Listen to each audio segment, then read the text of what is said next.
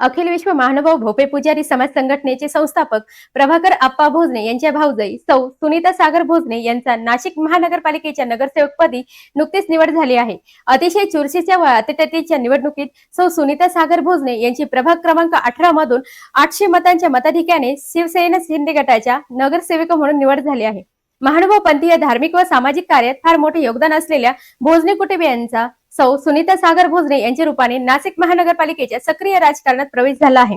सर्वज्ञ श्री चक्रधर स्वामींच्या कृपाशीर्वादाने निवडून आलेल्या सौ सुनीता सागर भोजने यांचे सर्वत्र अभिनंदन होत आहे।